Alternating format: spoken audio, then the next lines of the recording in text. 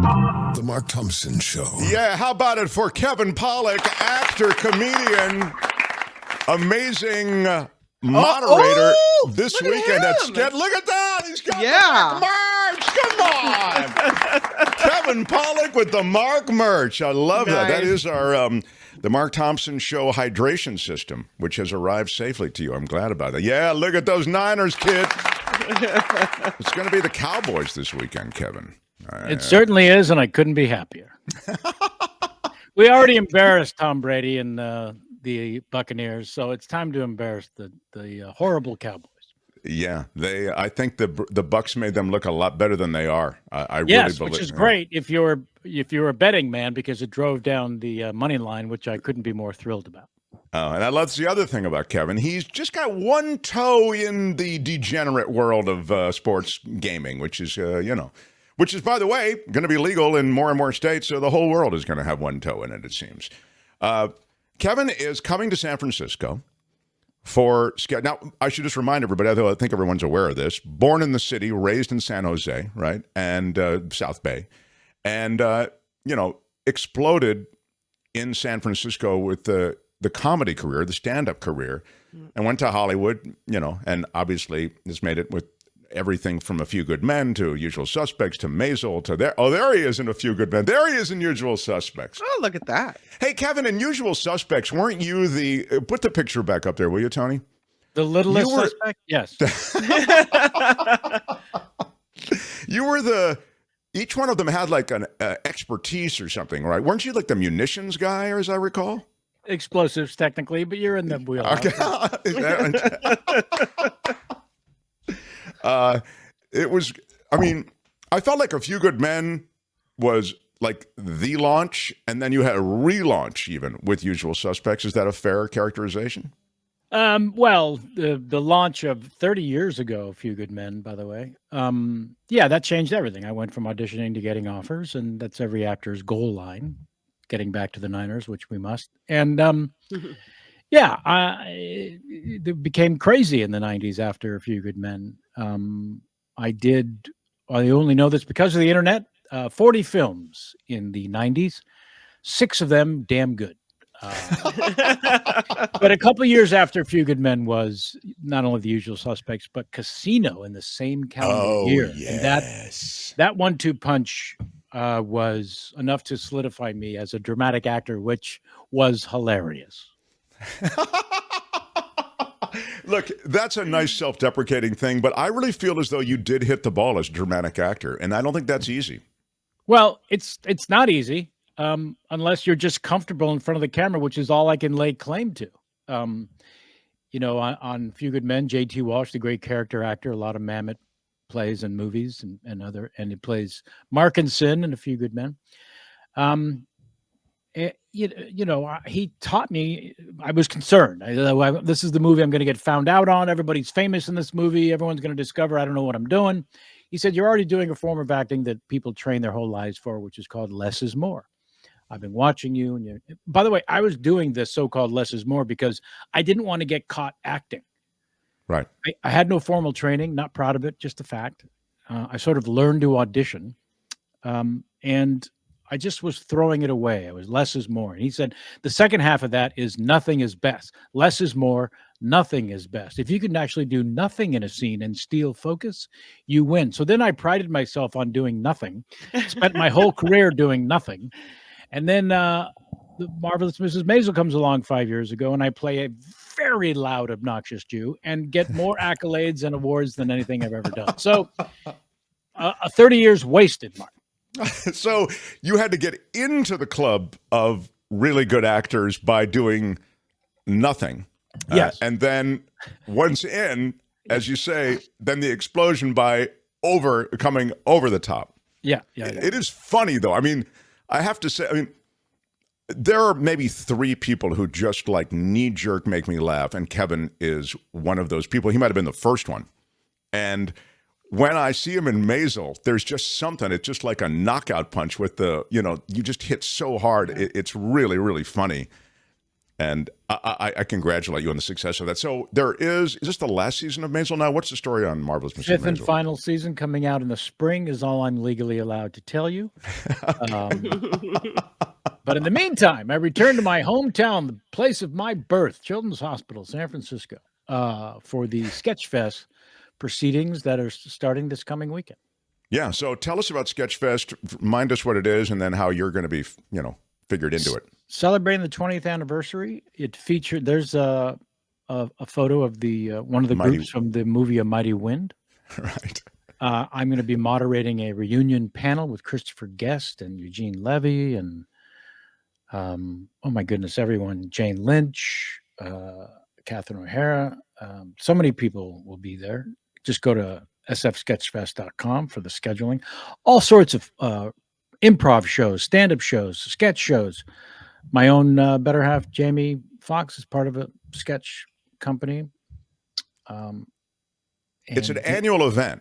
Yeah, it's an annual event. So Back Alley Racket Club's the name of her sketch team. They'll have a couple of shows this weekend too.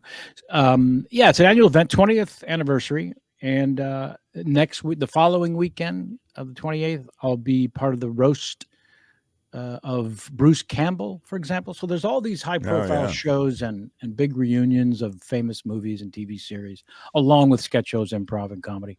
And it's a phenomenal celebration in the city. People come out in droves. Get your tickets. A lot of shows already sold out.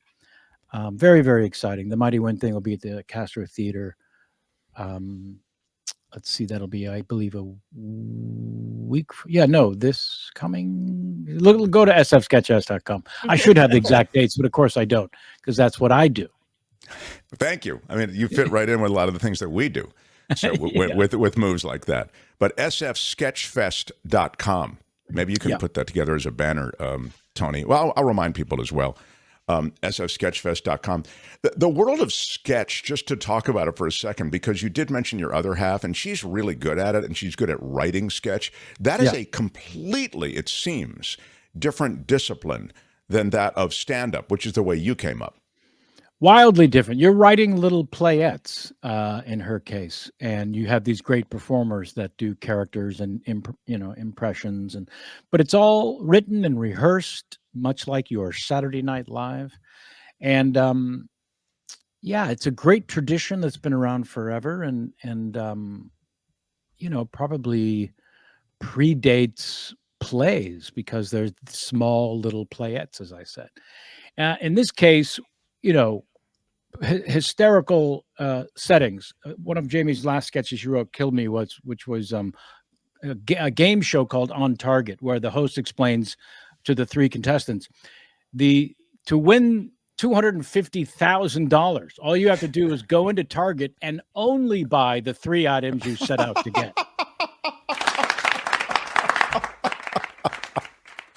I love that. Which shockingly, all three contestants fail at miserably. But how they fail is particularly funny. But so you get a great high concept idea like that, like Jamie did, and then you get these great actors to bring a sense of realism to the sketch, and it's a great tradition and a great comedy festival in San Francisco. There it is. SF Sketchfest returns January 20th through February 5th, 2023. Yeah, and you can get more information at sfsketchfest.com. Yeah. The other thing I was thinking about is that there are so many high-profile people. You mentioned a handful of them in The Mighty Wind.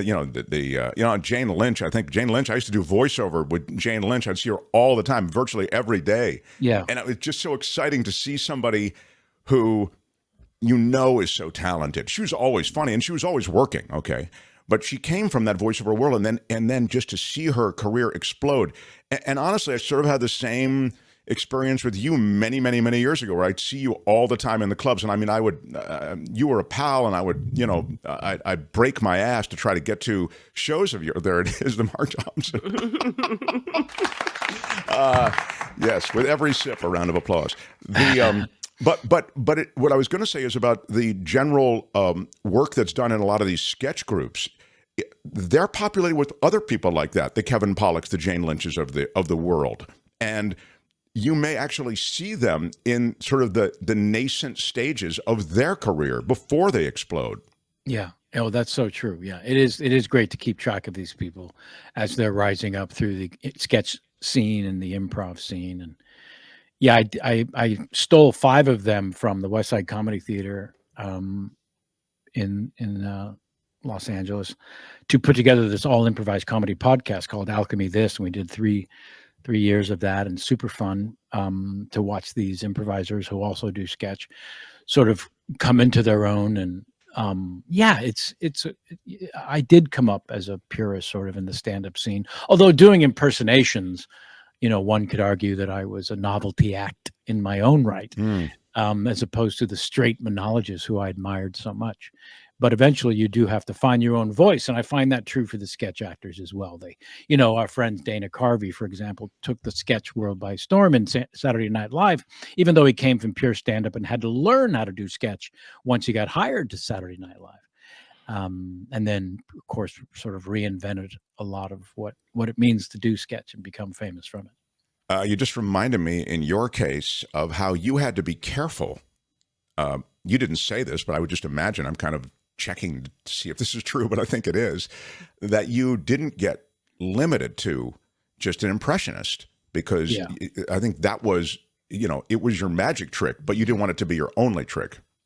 Yeah, that was the thing. It was a great way in. It was a great way to get a voice and a great way to get an audience and a following. But then I definitely wanted, and also realized I needed, to have my own voice on stage. Not necessarily that I felt I had so much to say and the world needed to know it. And my act has always been, even to this day, more entertaining than insights. But I still had a point of view of certain things, and certainly wanted to share that, whether it was little pieces from the news or my family. I remember just stumbling across a story, and we hear about these every now and then, where an 18-wheeler overturned releasing 80 million bees. This was in a small town in Florida. And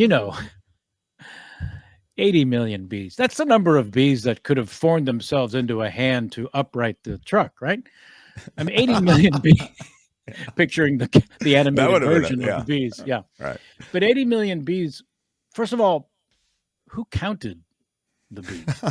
And so whether it was just taking observations from the news and things like that, or doing impersonations, I still had what developed into a sort of sarcastic sense of humor and point of view on most topics. And then once you find your voice, you can talk about anything, as it turns out.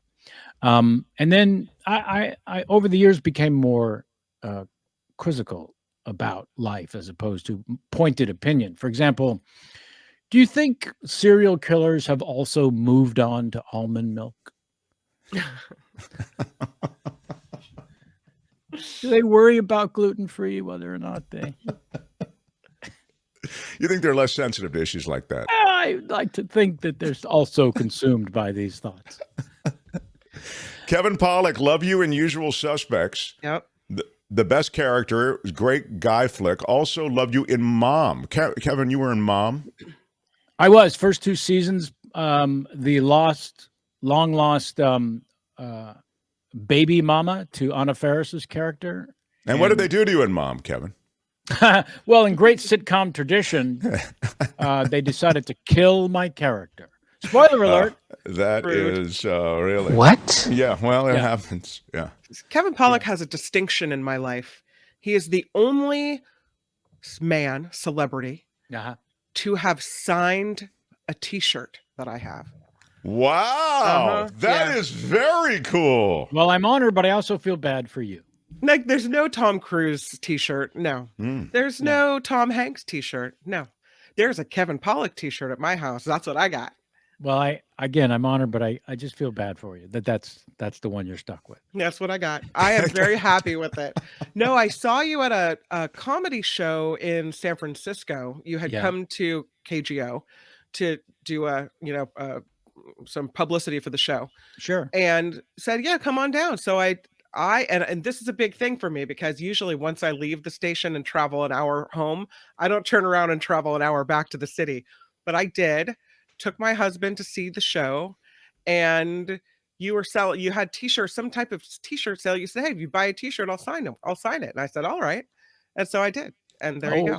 Always working the angles. Huh? Yeah, That's nice to right. be Yeah. really hustling the merch. Who knew? Yeah. Wow. Personal appearance. Well, it's funny. I did stand up. I've been doing it my whole life, but also playing poker my whole life, as Mark knows. And I remember there was a great music manager at the game. And one night at the game, he said, "Do you sell merch after your shows?" And I said, "No." And I'd been doing stand up for 25 years at that point. He said, my band's, most of the money is made by selling merch. And so, yeah, I decided, I guess it's time to make up some damn t-shirts. And then, There you go. of course, if you wait for folks after the show and tell them you'll sign them, that merch just flies off the shelf, Mark. Yeah. We're working on it, Kevin. We're working on it. Kevin's one of the great character actors in show business, says Karen D. He makes the main character, in quotes, look good. Primary actors are usually fashion models. The character actors are the real actors. Kevin, comment? Well, I've always loved character actors myself. I belong to a little group called the Character Actors Dining Society, where we get together once a month and have a meal. You may have seen on social media. But also, some of those people have really exploded. Like, well, I mean, you could argue that Kevin Pollak's really exploded, but alongside, I saw Bryan Cranston in a recent picture with you guys. So, well, that was the thing. Sometimes character actors get to be movie stars. When I did the Grumpy Old Men movies, I got to study at the feet of greatness in Walter Matthau and Jack Lemmon. But those are two classic character actors. But I would also argue, as of late, Brad Pitt and Leonardo DiCaprio are both doing exceptional character actor work. Brad Pitt, it seems to transform himself into someone completely different every time. And Leonardo seems to absolutely love doing that, especially in the Quentin Tarantino movies. He's almost unrecognizable in most of those roles.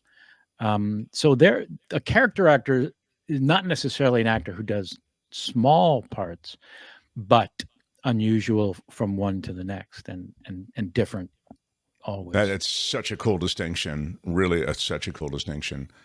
Kevin on stage is best dressed, says Maud. Oh, really? I know. Do you pay a lot of attention to what how well you're dressed on stage, yourself Kevin?